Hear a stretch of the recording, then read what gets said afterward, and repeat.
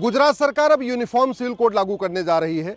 संविधान का आर्टिकल 44 कहता है भारत में यूनिफॉर्म सिविल कोड होना चाहिए, सबको एक समान अधिकार होना चाहिए। उत्तराखंड के बाद गुजरात सरकार भी उसे लागू करने जा रही है। फायदा क्या होगा?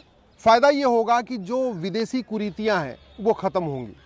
फायदा ये होगा कि जो महिलाओं के खिलाफ बहुत सारे अत्याचार होते हैं वो कम होंगे।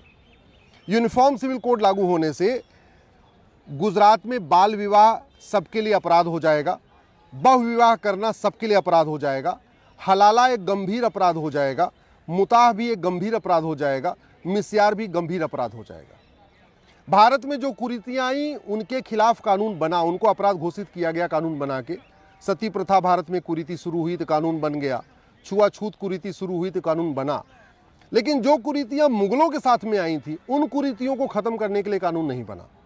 तो जब यूनिफॉर्म सिविल कोड आएगा तो गुजरात में भी तलाके हसन देना अपराध हो जाएगा, तलाके एहसन भी अपराध हो जाएगा, तलाके बाइन भी अपराध हो जाएगा, तलाके किनाया भी अपराध हो जाएगा। सबका ग्राउंड्स ऑफ डिवोर्स कॉमन हो जाएगा, सबका प्रोसीजर ऑफ डिवोर्स कॉमन हो जाएगा, सबका डिवोर्स कोर्ट के जरिए होगा, मौखिक या चिट्ठी के जरिए या व्हाट्सएप के जरिए या एसएमएस के जरिए या ईमेल के जरिए ये जो डिवोर्स हो रहे हैं ये बंद हो जाएंगे। आज की डेट में क्रिश्चियंस के लिए जो कानून चल रहा है वो 1872 का क्रिश्चियन मैरिज एक्ट चल रहा है। पारसियों के लिए 1936 का पारसी मैरिज एक्ट चल रहा है। मुस्लिम्स के लिए 1937 का शरीयत एक्ट चल रहा है। और हिंदू, जैन, बौद्ध, सिख के लिए 1955 का हिंदू मैरिज एक्ट चल रहा है। तो ये जो केवल हिंदू मैरिज एक्ट है 1955 में बना, वो स्वतंत्रता के बाद बना और वो संविधान लागू होने के बाद बना। इसलिए वो जब कानून बनाते समय संविधान की स्पिरिट को देखा गया। हिंदू मैरिज एक्ट में महिला पुरुष में कोई भेदभाव नहीं किया गया, माता पिता में कोई भेदभाव नहीं किया गया, भाई बहन के अधिकारों में कोई भेदभाव नहीं किया, पति पत्नी के अधिकारों में कोई भेदभाव नहीं किया। लेकिन ये जो तीन कानून पहले से चल रहे हैं, 1872 का क्रिश्चियन मैरिज एक्ट, 1936 का पारसी मैरिज एक्ट, 1937 का शरीयत एक्ट, ये अंग्रेजों ने बनाया था, बिना किसी चर्चा के बनाया था। तो वो पूरी तरीके से महिला विरोधी है। उसमें बहुत सारी विसंगतियां हैं। न उसमें किसी कुरीति को खत्म किया, न सबको समान अधिकार दिया। तो यूसीसी आने से ये जो पुराने कानून चल रहे हैं अंग्रेजों के समय के, वो रुक जाएंगे, वो खत्म हो जाएंगे और सबको एक समान अधिकार मिल जाएगा। यूनिफॉर्म सिविल कोड आएगा तो फायदा ये होगा कि बेटे और बेटी की शादी की उम्र समान हो जाएगी।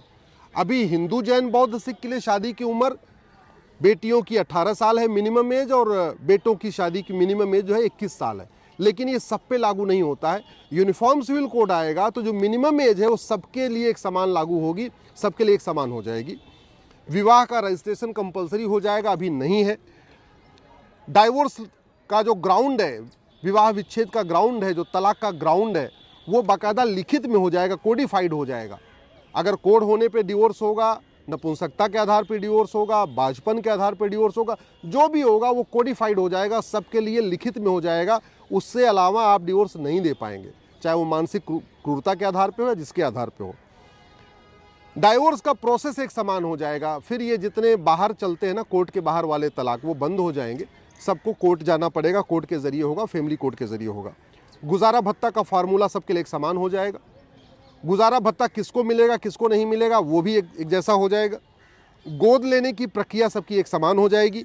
गोद लेने का अधिकार सबको बराबर मिल जाएगा, अभी सबको नहीं है। हिंदू, जैन, बौद्ध, सिख में पत्नी को है गोद लेने का अधिकार, लेकिन बाकियों में गोद लेने का अधिकार नहीं है।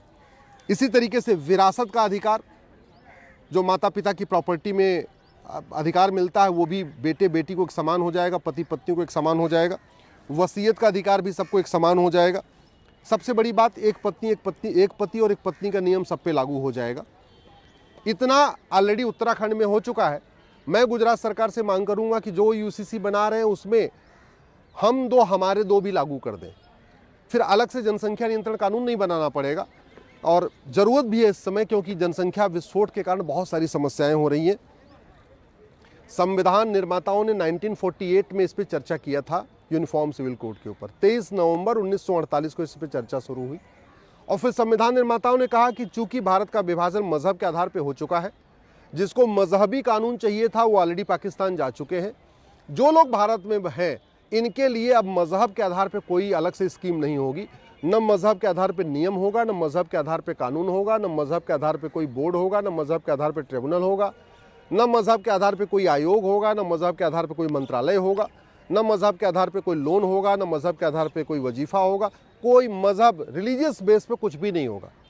दुर्भाग्य ये है कि 2025 में हम आज़ादी की जब 75वीं वर्षगांठ बना रहे तो भी मजहब के आधार पर नियम कानून चल रहे। क्रिश्चियंस के लिए क्रिश्चियन मैरिज एक्ट, पारसी के लिए पारसी मैरिज एक्ट, मुस्लिम्स के लिए शरीयत एक्ट, हिंदू के लिए हिंदू मैरिज एक्ट।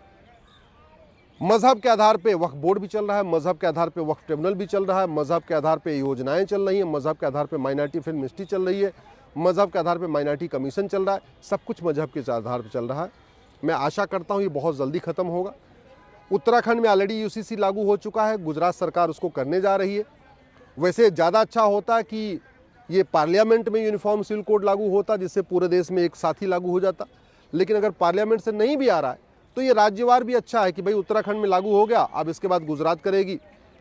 बहुत जल्दी मुझे पूरा विश्वास है कि इसके बाद मध्य प्रदेश सरकार भी करेगी, छत्तीसगढ़ सरकार भी करेगी, फिर उसके बाद उत्तर प्रदेश सरकार भी करेगी, बिहार सरकार भी करेगी, राजस्थान सरकार भी करेगी, महाराष्ट्र सरकार भी करेगी। तो अगर एक एक करके राज्य सरकारें भी कर रही हैं तो अच्छी बात है। लेकिन मेरा ये मानना है कि सभी राज्य सरकारों को इसके लिए पहल करना चाहिए, सभी नागरिकों को इसके लिए पहल करना चाहिए। भारत का संविधान कहता है कि सब एक समान है, सबको समान अधिकार है, सबका समान कर्तव्य है, तो कानून भी सबके लिए एक समान होना चाहिए, मजहब के आधार पर बिल्कुल नहीं होना चाहिए है। और ख़ास तौर पे कुरीतियों और कुप्रथाओं को मजहब के आड़ में इसको आप जस्टिफाई नहीं कर सकते हैं। जो कुरीतियाँ मुग़ल काल में आईं उनको ख़त्म करना ज़रूरी है, और वो तभी ख़त्म होगा जब यूनिफॉर्म सिविल कोड होगा। अब उत्तराखंड सरकार ने बाकायदा, गुजरात की सरकार ने 5 सदस्यीय समिति बना दिया है। जस्टिस रंजना देसाई इसको हेड कर रही हैं। अच्छी बात यह है कि जो उत्तराखंड सरकार ने बनाई थी कमेटी, उसको भी जस्टिस रंजना देसाई ने हेड किया था। तो उनको एक तरीके से पूरा इस पर रिसर्च उनके पास में है, पूरा डॉक्यूमेंट उनके पास में है, सारा वो ऑलरेडी काम कर चुकी हैं। इसलिए गुजरात की सरकार ने इस कमेटी को केवल 45 दिन का टाइम दिया है, 1.5 महीने का टाइम दिया है। 45 दिन में जस्टिस रंजना देसाई की अपनी रिपोर्ट आ जाएगी, उसके बाद गुजरात सरकार उसको विधानसभा में टेबल करेगी। तो हमें पूरा भरोसा है कि 2025 में गुजरात में भी यूनिफॉर्म सिविल कोड लागू हो जाएगा, और भारत में उत्तराखंड के बाद गुजरात दूसरा राज्य होगा जो यूनिफॉर्म सिविल कोड लागू करेगा।